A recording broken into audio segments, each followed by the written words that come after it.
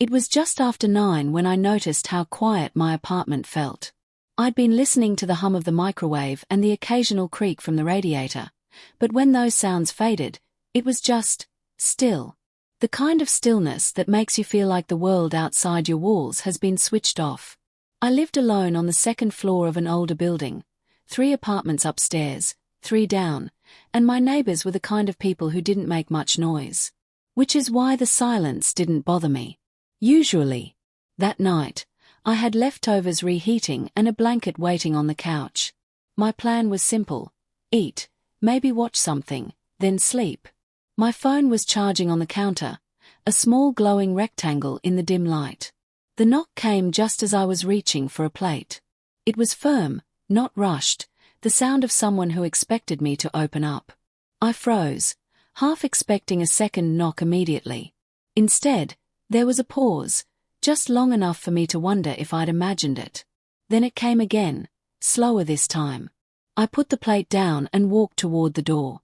My building didn't have an intercom or lobby, just a stairwell straight from the street to the upstairs landing. I wasn't expecting anyone. When I looked through the peephole, I saw a man I didn't recognize.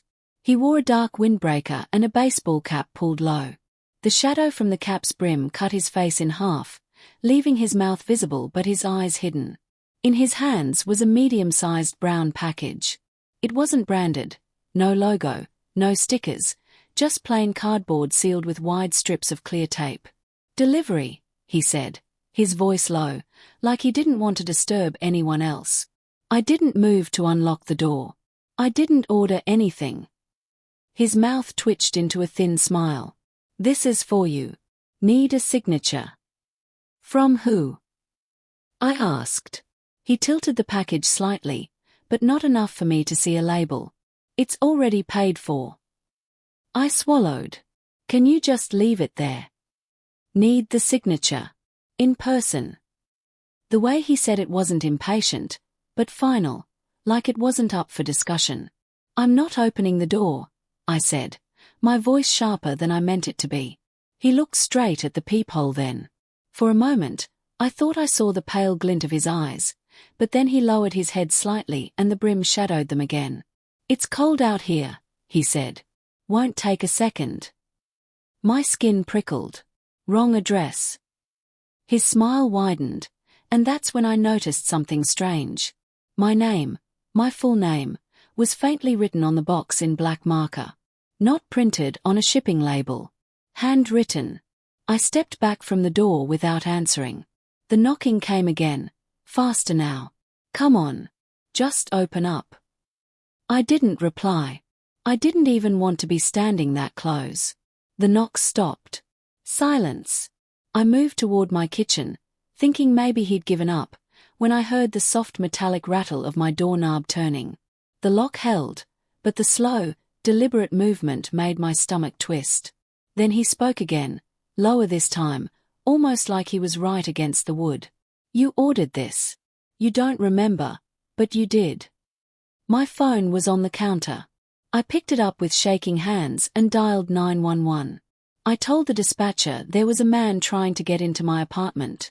She asked if I could see him now. I stepped quietly back to the peephole.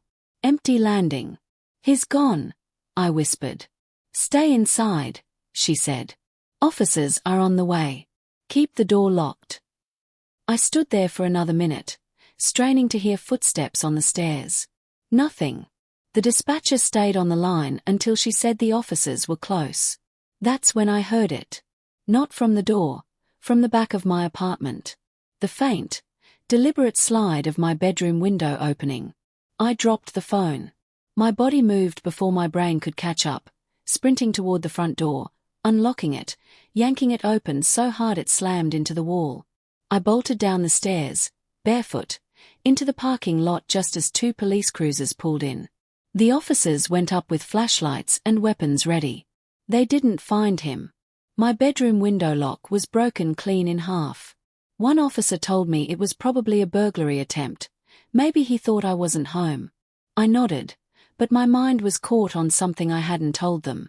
When I'd opened the door to run, I'd glanced toward the top of the stairs. The package was sitting there on the landing. When I came back up with the officers, it was gone.